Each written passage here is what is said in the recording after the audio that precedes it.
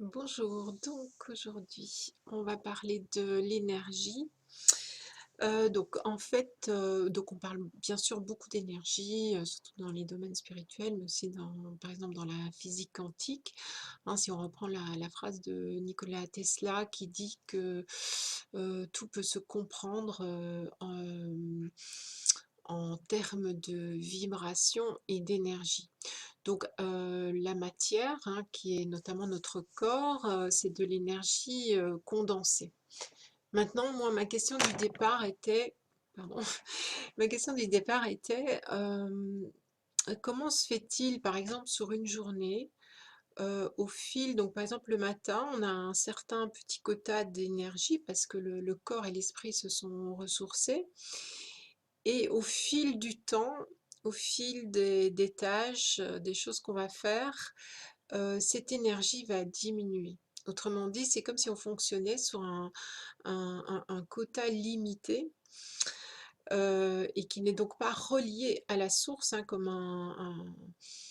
de l'eau qui coule, hein. Si à un certain moment, si elle n'est pas reliée à la source, à un certain moment, elle va vraiment s'assécher.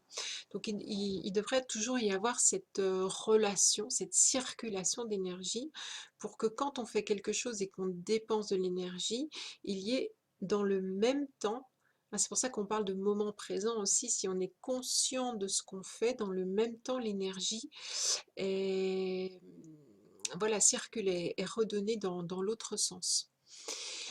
Euh, donc c'est pour ça qu'on prône beaucoup, quand on fait même les tâches les plus basiques, je sais pas moi, passer l'aspirateur, faire l'intendance, euh, quand on le fait en conscience et dans le moment présent, il y a cette circulation d'énergie et donc on est moins dans cet épuisement. Maintenant, je voulais approfondir encore ce questionnement. Et ce qui m'est venu, c'est qu'en fait, au-delà de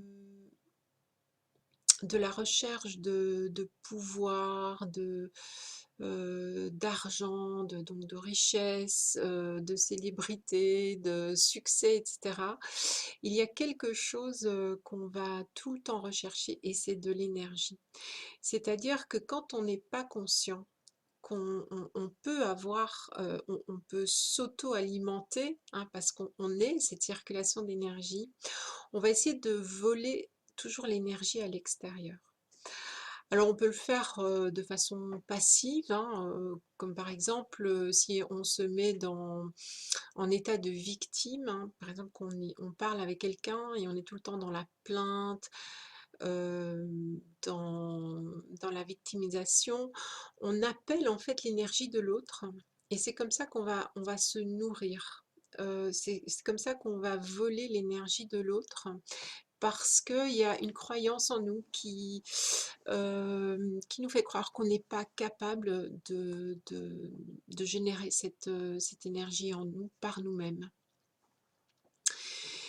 Et donc, il y a aussi une façon plus active. Alors là, ce serait par exemple les personnes qui se mettent en colère ou qui vont culpabiliser, qui vont justement vouloir prendre le pouvoir. C'est une façon à nouveau de, de faire descendre l'autre dans son énergie, de la récupérer. Hein, quand on est face, que ce soit la victime ou plutôt le persécuteur, tout d'un coup, on se sent vidé comme ça de nos forces et une sorte de vampirisation, euh, ce qu'on pourrait appeler un vol d'énergie. Donc moi, ce qui m'a beaucoup aidé, c'était de comprendre justement qu'on est, quoi que l'on fasse, au-delà de l'argent, du pouvoir, il y a cette énergie qu'on recherche en fait. Euh, et donc si on ne prend pas conscience que on est cette énergie, qu'on peut prendre soin de cette énergie, qu'on peut se ressourcer, on sera toujours à la mendier et ça peut prendre évidemment des formes de manipulation extrême, de vraiment de violence, hein, parce qu'on a il faut bien se dire que quand on vole l'énergie à l'extérieur, on va être repu pour un moment. Mais ça, c'est éphémère parce qu'il y a eu vol d'énergie, donc on n'a toujours pas cette boucle, cette connexion, cette conscientisation de qui on est vraiment. Donc il n'y a toujours pas l'axe juste, on va dire, par rapport à la source. Et donc, voilà, c'est des mouvements très éphémères et qui nous emmènent dans des boucles sans fin, dans des cercles vicieux. Maintenant, l'idée, c'est pas de le voir chez les autres, c'est de le voir chez soi. C'est-à-dire que tout le monde fait ça, hein, quand on est, on a ce genre, donc à plus ou moins grande échelle, mais on a inconsciemment des blessures ou des croyances qui font qu'on va aller, euh, par exemple, quand on jalouse quelqu'un, à nouveau, on pompe l'énergie. C'est chaque fois qu'on croit qu'on est en manque, qu'on n'est pas capable, qu'on est faible, euh, c'est même quand quelqu'un est en colère, qui paraît vraiment dans cette force, cette fausse force, derrière, il y a cette croyance qu'il est trop faible pour, on va dire, jouir de la vie sans devoir user de la violence ou de la colère. Donc, ça m'a paru assez intéressant de se dire qu'il y a toujours euh, ce qu'on recherche vraiment, c'est l'énergie vitale, et que inconsciemment, on va aller la rechercher à l'extérieur, et c'est un leurre. Alors on pourrait aussi aller chercher cette énergie dans des activités, dans des distractions. Et vous avez remarqué qu'il nous en faut toujours plus de stimuli, toujours plus de sensations, toujours plus de... euh, vous voyez, ça, on peut extrapoler, en fait, ça ne nous nourrit pas. Pourquoi? Parce qu'on va la voler à l'extérieur. Et donc, déjà de prendre conscience de ça, parce que ce sont des mécanismes inconscients qui vont faire que nous, on va voler l'énergie. Et donc là, il faut s'attraper, il faut observer tous ces mécanismes sans se juger, mais déjà le voir. Et voir aussi quand l'autre va va puiser dans notre énergie vitale. Et ça, c'est pas juste. Sachant que on rend vraiment service à l'autre quand on met la limite, quand on dit stop, il n'y a pas à voler l'énergie de l'autre.